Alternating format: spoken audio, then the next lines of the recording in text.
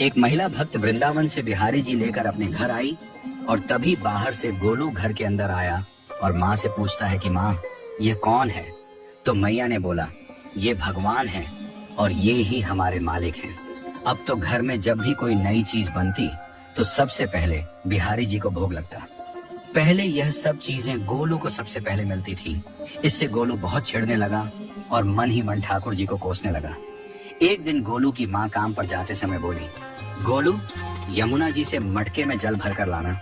जब गोलू पानी भरने के लिए जाने लगा तो जाते जाते बिहारी जी को कहने लगा, खाने के लिए तो सबसे पहले तैयार रहते हो, लेकिन काम तो मुझे ही करना पड़ता है।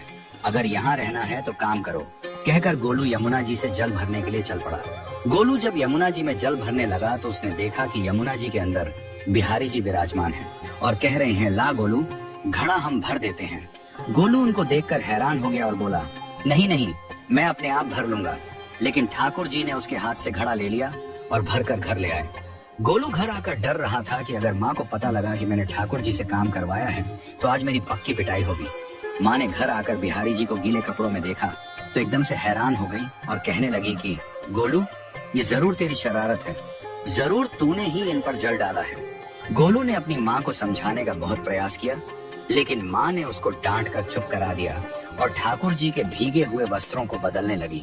अगले दिन जब माँ ने गोलू को अनाज पिसवाने का काम दिया तो बिहारी जी फिर अनाज का कनस्तर ले आए और माँ को ठाकुर जी के वस्त्रों के ऊपर सूखा आटा पड़ा मिला।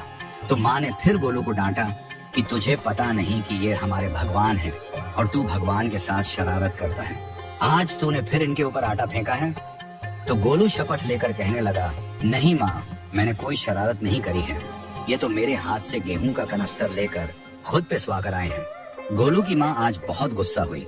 अगले दिन फिर माँ बोली, बेटा गोलू, आज तुम्हारे बाबा बाहर गांव से वापस लौट आएंगे। बस आज का ही काम है, तुम जंगल से थोड़ी लकड़ियां ले आना। गोलू फिर डर गया, कहीं ठाकुर जी फिर मेरे पीछे ना आ जाएं। गोलू ने माँ को बोला कि मैं चला तो जाऊंगा, लेकिन बिहारी जी को समझा लो, वो मेरे पीछे ना आए। उसकी माँ हंसकर बोली, हाँ हाँ समझा दूंगी, तुम जाओ तो सही। गोलू जल्दी जल्दी लकड़ियां लेने जंगल में चला गया और माँ काम पर चली गई। लेकिन उस दिन माँ काम से जल्दी वापस आ गई और देखा बिहारी जी अपनी चौकी पर विराजमान नहीं है। वह तो एकदम से घबरा गई कि कहीं गोलू की शरारत तो नहीं। वह भागी भागी जंगल की तरफ गई। तभी उसने देखा कि गोलू के साथ एक इंसान लकड़ियों को लेकर घर आ रहा है। गोलू की माँ ये देखकर हैरान हो गई कि ये तो बिहारी जी हैं। ये क्या हमारे भगवान हमारा काम कर रहे हैं?